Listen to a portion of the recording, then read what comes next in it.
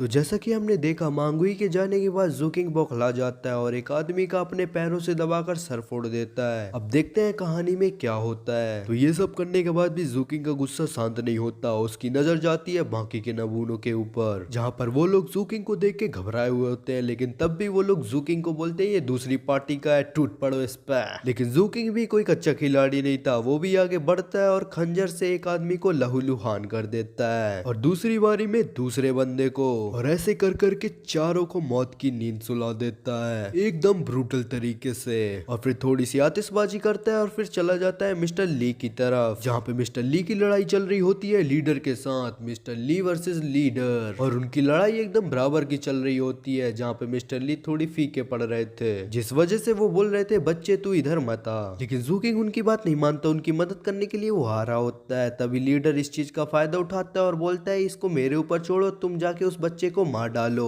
और ये सुन के उसका दूसरा मेंबर बोलता है जी ठीक है। लेकिन जूकिंग फिर भी भगते हुए आता है और वो जो दूसरा बंदा होता है वो परफॉर्म कर देता है अपनी दाव स्किल, जिसमें वो पत्थरों के ऊपर आग लगा देता है और जूकिंग के ऊपर हमला कर देता है, जिसकी वजह से जूकिंग पीछे खिसका हुआ चला जाता है और वो बंदा जूकिंग की तरफ आने लगता है। इसका नाम होता है हुआया और ये कीकरनेंस के 5th लेवल पे है। लेकिन जो जूकिंग होता है वो फिर से खड़ा हो जाता है, लेकिन हुआया उसे बोलता है कि मैं एक हाइब्रिड हूँ और तेरा मेरा मैच कहीं से नहीं है। मैं कहा कीकरनेंस के 5th लेवल पे और तू कहा 3rd पे, इसलिए आज तो तू मरेगा। और वो जूकिंग के ऊपर हमला कर देता है पत्थरों वाले आग के गोले से, लेकिन जूकिंग उन्हें डॉज कर देता है और उसके ऊपर अपनी खंजर से हमला कर देता है, लेकिन वो बच जाता है। लेकिन वो यूज कर लेता है अपनी एक टेक्निक और जूकिंग के ऊपर दे मारता है, जिसकी वजह से जूकिंग वहां से घिसटता चला जाता है और फिर हुआया बनाने लगता है अपना अब तक का सबसे बड़ा हमला। और उसके तैयार होने के बाद वो जूकिंग के ऊपर हमला कर देता है और वो हमला जूकिंग के पास जाके ब्लास्ट हो जाता है, लेकिन जूकिंग उससे बच जाता है और हुआया के ऊपर हमला कर देता है। लेकिन हुआया बोलता है कि बच्चे तू तो मेरे पास भी नहीं आ पाएगा, और वो बना लेता है अपने ऊपर एक शील्ड और उस शील्ड से निकल रही थी भयंकर हीट, जिसकी वजह से जूकिंग का हाथ जलने लगा था। और देखते देखते जूकिंग का हाथ पूरा जल जाता है और जूकिंग की हालत बहुत ही ज्यादा खराब हो जाती है। लेकिन जूकिंग हार मानने को तैयार नहीं था। वो अपनी डैगर पीछे खींचता है और पूरी ताकत से शील्ड के ऊपर अपनी चाकू घुसेड़ देता है और ये देख के हुआया घबरा जाता है और अपनी स्टिक से जूकिंग को पीछे फेंक देता है, जिससे जूकिंग पीछे खिसकता जाता है। लेकिन उसका जुनून अभी भी कम नहीं होता। ये देख के हुआया थोड़ा परेशान हो जाता है और वो बोलता है कि ये बंदा मेरे से कब से फाइट कर रहा है, लेकिन इसका एली इंटेंट अभी भी इसके ऊपर हावी नहीं हो रहा है। और वहीं पे जूकिंग भी अपने टूटे हाथ को लेके खड़ा हो जाता है और अपने हाथ को थोड़ा मुड़े रहता है और ठीक कर लेता है। वहीं पे उसका क्रिस्टल उसके सारी इंजरी ठीक कर देता है और ये देख के फिर से हुआया बोलता है कि ये तो बड़ा कड़क नारियल है। फिर वो अपना एलियन टेंट देखता है जो कि बहुत ही ज्यादा बड़ा हुआ होता है, जिसकी वजह से वो बोलता है मैं इसे ज्यादा देर होल्ड नहीं कर पाऊंगा और तैयार करने लगता है उसे खत्म करने के लिए एक दाव स्किल, जिसकी वजह से आसपास के सारे पत्थर एक जगह पे इकट्ठा होने लगते हैं और ये अपने फायर से उन्हें जला देता है, जिससे वो एक गोले का आकार ले लेते हैं। और वो बोलता है बच्चे इसे देखिए, घोस्ट फेस स्कॉर्पियन। लेकिन जूकिंग के दिमाग में कुछ अलग ही चल रहा था। वो पावर बूस्टर लेके एकदम उसे देखे जा रहा था। तभी वो बोलता है कि बच्चे ये ले अब मर साले। लेकिन जूकिंग इन सब से बचने के लिए अपने आसपास देखता है। उसे एक बॉडी दिखाई देती है और उसकी तरफ वो दौड़ जाता है और उसे वो एक ढाल की तरह यूज कर लेता है, जिसकी वजह से उसके ऊपर कोई भी इफेक्ट नहीं पड़ता। लेकिन तापमान बहुत ही ज्यादा होता है, जिस वजह से हुआया को लगता है कि वो तो अब निपट चुका है और बोलता है मिस्टर ली तुम्हारा स्टूडेंट तो बिल्कुल यूजलेस था। लेकिन फिर हमें देखने को मिलता है भौकाल जूकिंग का। वो अपनी पावर बूस्टर फोड़ देता है और उसको जाने लगता है मारने के लिए और उसकी स्पीड एकदम से बहुत ही ज्यादा बढ़ जाती है। ये देख के हुआया अपने सामने एक शील्ड बनाता है, लेकिन जूकिंग उसे तोड़ देता है और जल्दी से उसके पीछे चला जाता है और हुआया पीछे मुड़ पाता उससे पहले ही जूकिंग अपनी डैगर उसके घुसेड़ देता है, जिससे उसकी हालत बहुत ही ज्यादा खराब हो जाती है और वो खून की उल्टियां करने लगता है और उसने जो मास्क पहना था वो भी टूट जाता है। पर जूकिंग उसका पीछे से टकला पकड़ लेता है, जिसकी वजह से वो बोलता है मैं कोई तो बचाओ लीडर।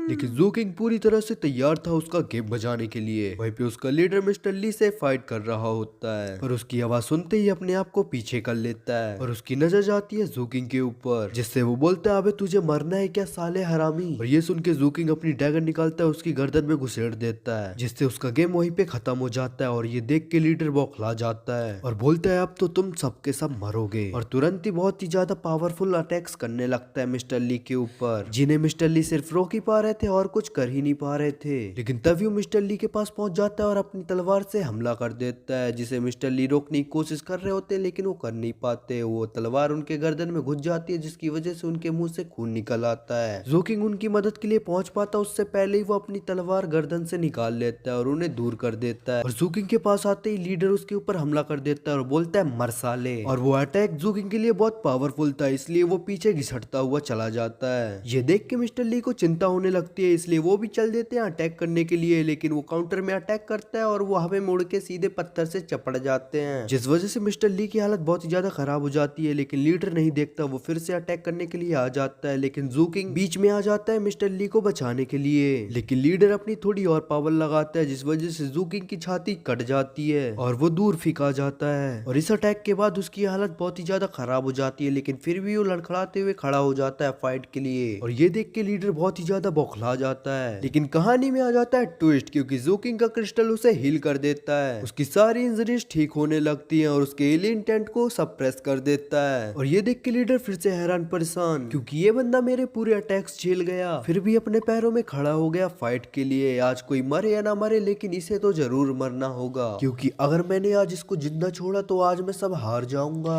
वहीं पे मिस्टर ली जोकिंग को बोल रहे होते हैं जाने के लिए, लेकिन लीडर बोलता है यहाँ से अब कोई नहीं जाएगा। लेकिन पता नहीं कहाँ से वहाँ का एटमॉस्फेयर चेंज होने लगता है, तेज हवाएं चलने लगती है और चारों तरफ रेड फॉग फैलने लगता है। और ये देख के लीडर हैरान हो जाता है, क्योंकि उसे पता था कि यह है फॉर्मेशन जोन की सबसे खतरनाक चीजों में से एक। और अभी के लिए सभी लोग एक ही तरफ देखे जा रहे होते हैं, जहाँ से ये फॉग पूरे जंगल में फैल रहा होता है। और ये देख के जोकिंग थोड़ा घबराता है, लेकिन उसे बिल्कुल भी डर नहीं लग रहा होता। लेकिन लीडर की फटके 64 हो गई थी, क्योंकि उसे पता था कि ये तो गाने वाला भूत है। लेकिन तभी किसी के आने की आहट होती है, जिस वजह से हमें बहुत सारे स्केलेटन देखने को मिलते हैं और वहाँ का सीन एकदम खतरनाक हो जाता है। लीडर की डर के मारे पतलून गीली हो जाती है और बोलता है यहाँ जल्दी से जल्दी भागना होगा। और वो अपना हथियार छोड़ के यहाँ से भाग जाता है। और उसे भागते देख जोकिंग उसका पीछा करने के लिए जाता है, लेकिन मिस्टर ली उसे रोक देते हैं और बोलते हैं अकेले उसके पीछे जाना खतरनाक होगा। इसलिए जोकिंग तो नहीं जाता, लेकिन अपने डैगर को उसकी तरफ फेंक देता है और वो डैगर लीडर को लगने ही वाला होता है। तभी वहाँ सब कुछ चेंज हो जाता है, वहाँ पे बर्फ जमने लगती है और ईरी सिंगिंग आ जाती है। फॉर्मेशन जोन के 3 खतरों में से एक खतरा, और वहाँ पे जितने भी लोग थे सभी के सभी जम जाते हैं। वो जितनी भी ताकत लगा ले लेकिन हिल नहीं पा रहे थे। लेकिन तभी वहाँ पे ब्लडी सॉन्ग बजना स्टार्ट हो जाता है, जिस वजह से हमें काफी सारे हाथ देखने को मिलते हैं और वो सबसे पहले दबोचने लगते हैं ब्लड शैडो स्क्वाड के लीडर को, जिसकी वजह से उसे दौरे पड़ने लगते हैं और उसकी हालत बहुत ही ज्यादा खराब होने लगती है और वो कुछ कर भी नहीं पा रहा था। और जोकिंग ये सब बड़े हैरानी के साथ देख रहा होता है और देखते ही देखते लीडर का गेम खत्म हो जाता है। फिर हमें सबसे खतरनाक चीज देखने को मिलती है और अब जोकिंग भी पेन में आ जाता है, क्योंकि उन हाथों और स्केलेटन का टारगेट अब जोकिंग बन जाता है। वो धीरे धीरे करके जोकिंग की तरफ आ रहे होते हैं, लेकिन तभी वो लाल जूते वाली भूतनी आ जाती है और सभी उसे जगह देने लगते हैं आगे जाने के लिए। लेकिन मिस्टर ली को कुछ होने लगता है उस भूतनी को देखने के बाद। एक अलग ही मोहब्बत देखने को मिलती है उनकी आंखों में। लेकिन वो लाल जूते वाली भूतनी जोकिंग के पास आने लगती है और वहाँ का माहौल पूरा इंटेंस हो जाता है, लेकिन दोनों के हाथ में कुछ भी नहीं होता। और वो भूतनी पहुंच जाती है जोकिंग के पास, जिससे जोकिंग के शरीर में बर्फ जमने लगती है। लेकिन तभी मिस्टर ली बोलते हैं ताओ यांग क्या ये तुम हो, जिससे वो भूतनी जोकिंग को जिंदा छोड़ देती है और चली जाती है मिस्टर ली के पास। लेकिन मिस्टर ली अभी भी उस भूतनी को प्यार वाली नजरों से देखते जा रहे होते हैं। लेकिन तभी वो रेड कलर का फॉग कन्वर्ट हो जाता है एक रेड कपड़े पहनी हुई पटाखा के अंदर। लेकिन तभी हमें एक फ्लैशबैक दिखाया जाता है जहाँ पे मिस्टर ली और ये अपनी जवानी में एक दूसरे से मोहब्बत किया करते थे। लेकिन तभी फ्लैशबैक वाली पटाखा और ये वाली भूतनी दोनों एक साथ अपना हाथ आगे बढ़ाती हैं और वहीं पे बुढ़े वाले मिस्टर ली और जवान वाले मिस्टर ली दोनों अपना हाथ आगे बढ़ाते हैं। जहाँ वो जवानी के जोश में हाथ पकड़ लेते हैं, लेकिन भूतनी का नहीं पकड़ पाते। लेकिन भूतनी के चेहरे पे एक स्माइल आ जाती है और वो अपने कदमों को पीछे लेने लगती है, जिसकी वजह से मिस्टर ली उदास हो जाते हैं। वो उसके साथ जाना चाहते थे, लेकिन वो अपनी जगह से बिल्कुल भी मूव नहीं कर पाते और वो भूतनी धीरे धीरे वहाँ से चली जाती है और मिस्टर ली बस रोते रह जाते हैं। और वहाँ पे सब कुछ नॉर्मल हो जाता है, मगर वहाँ पे मिस्टर ली की हालत बहुत ही ज्यादा खराब हो जाती है। वो घुटनों के पल बैठ के खून की उल्टी पे खून की उल्टी करे जा रहे थे और अब जोकिंग भी नॉर्मल हो जाता है और मिस्टर ली की हालत देख के उनकी तरफ जाने लगता है और उन्हें जाके सपोर्ट देने लगता है। लेकिन मिस्टर ली म्यूटिएट हो जाते हैं, उनके पूरे बाल सफेद हो जाते हैं और वो लगने लगते हैं 70 साल के बुढ़े। और मिस्टर ली जोकिंग को बोलते हैं तुम बिल्कुल भी टेंशन मत लो, मैं वाइटल एक्सर ले लूंगा, मैं ठीक हो जाऊंगा। सी जी ने इसके बारे में तुम्हें बताया होगा, लेकिन हम ईरी सिंगिंग से बच पाए ये हमारे लिए बहुत बड़ी बात है। लेकिन जूकिंग उन्हें अपने पीठ में टांगता है और वहाँ से चल देता है, मगर मिस्टर ली उसे बताते हैं कि ईरी सिंगिंग जब अपना गाना गाती है तो जिसके लिए हमारे दिल में चाहत होती है वो उसी के इल्यूजन दिखने लगते हैं। लेकिन जूकिंग तो बस बाहर निकलने का रास्ता ढूंढ रहा होता है, लेकिन उसे मिलता नहीं है। वो बार बार एक ही जगह पे घूमे जा रहा था। और तभी मिस्टर ली बोलते हैं, बच्चे तुम्हें पता है मैं तुम्हें क्यों पसंद करता हूँ? क्योंकि जब हम सिटी से बाहर आ रहे थे तब तुमने एक जगह पे सारी बॉडीज को इकट्ठा करके उनकी आत्मा के लिए उन्हें आग दी थी, और इसी चीज ने मेरे दिल को छू लिया।